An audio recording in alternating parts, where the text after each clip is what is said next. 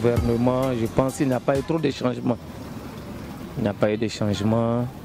Bon, on s'attendait plus à un véritable changement.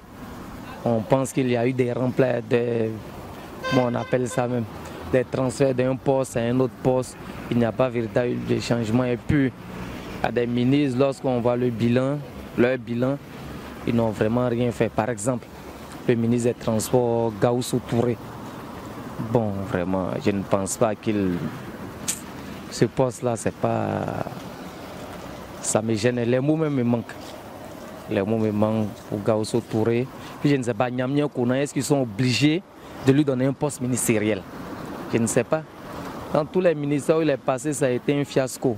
Mais pourquoi encore lui donner un ministère qui était un autre, qu'on scinde en deux, et qu'on lui donne une partie et l'autre une partie? Bon, je vois ça, il n'est pas obligé de lui donner un poste ministériel, même s'il fait partie du RHDP.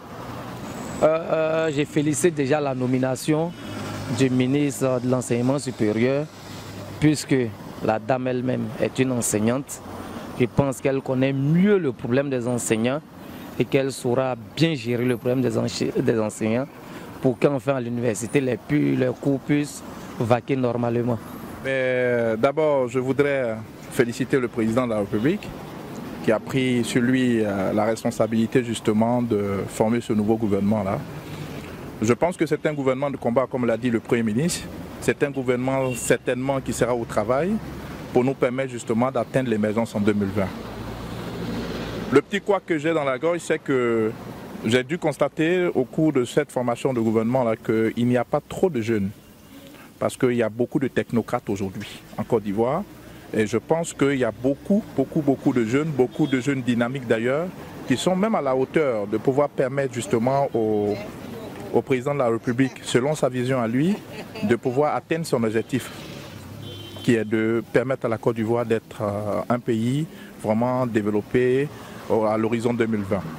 Je dirais que M.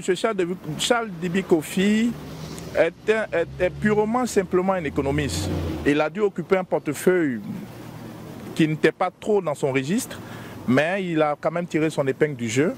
Je pense que le président, en l'enlevant à ce poste-là, trouvera certainement un autre poste où il pourra justement faire prévaloir ses compétences.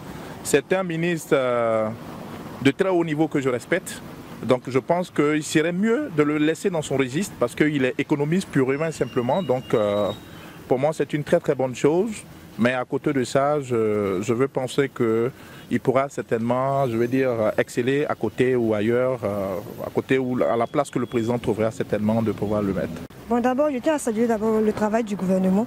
Ça a été vraiment un travail salutaire pendant ces 5 premières années. Je souhaiterais encore les encourager pour ça. Maintenant, concernant les sorties, j'aurais aimé qu'il y ait encore plus de sorties d'anciennes personnes, d'anciens gouvernements, membres du gouvernement également, et plus de jeunes. La priorité aux jeunes aurait été encore idéale. Voilà. Maintenant, pour ce qui concerne les futurs projets du gouvernement, mais je tiens à les encourager énormément, surtout plus d'emplois pour les jeunes. Les jeunes, on souhaiterait vraiment plus d'opportunités d'emploi et plus de financement pour nos projets. Et au point politique, surtout la stabilité au niveau du pays.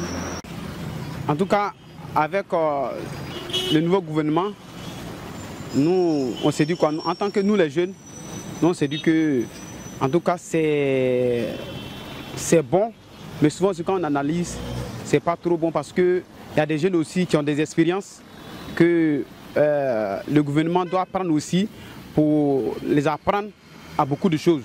Parce que, mine de rien, les vieux, là, d'ici un peu de temps, eux vont passer. Mais il faut un jeune pour les jeunes de maintenant qui doivent prendre les trucs de demain. Donc, en tout cas, je veux que l'État aussi voit quelque chose pour pouvoir prendre aussi les jeunes, pour pouvoir nous aider, nous les jeunes. Parce que c'est les jeunes qui connaissent les problèmes des jeunes. Les vieux, là, ils sont déjà vieux.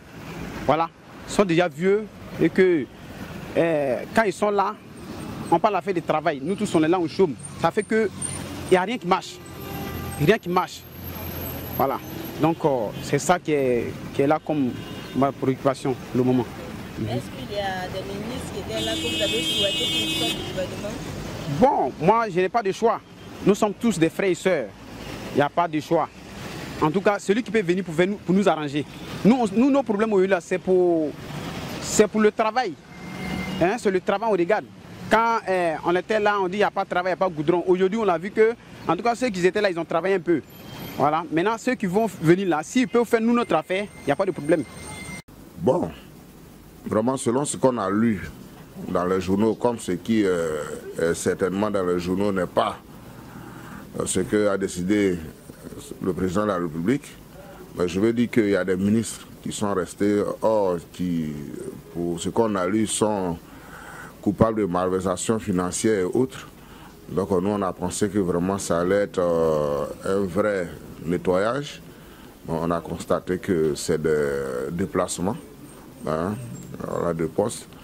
Et puis bon, pour ceux qui sont sortis, bon, c'est la même chose. Je pense que quand on prend le ministre Bakongo, comme je le disais tantôt, il y a eu la situation à l'Université de Côte d'Ivoire. Tout le monde sait, tout le monde en a parlé. Et donc, voilà, je pense que c'est pour ça qu'il est parti. Mais on aurait souhaité que d'autres personnes puissent partir et puis qu'on mette véritablement des jeunes pour pouvoir, des jeunes technocrates. Il y en a plein en Côte d'Ivoire qu'on pourrait utiliser, mais malheureusement, c'est la même équipe qui est restée. Alors bon, on constate ça et puis bon, voilà. Au niveau du secteur du transport, vous êtes satisfait? Bon, au niveau du transport, c'est bon qu'il soit resté. C'est vrai que le travail qu'il a décidé de faire quand il a été nommé ministre, c'est pas quelque chose qu'on peut faire en un mois, en 2 mois. C'est vrai, ils ont déjà fait 5 ans, mais il faut dire que c'est un secteur vaste et c'est un secteur qui vraiment nécessite beaucoup de réformes. Et comme il a commencé, je pense que les 5 dernières années qui lui restent, il pourra certainement aller jusqu'au terme des projets, des réformes qu'il a déjà entamées. Donc pour moi, s'il est resté, bon, c'est bon. Parce que ça allait être un perpétuel recommencement et quand c'est comme ça, c'est un peu compliqué quand même.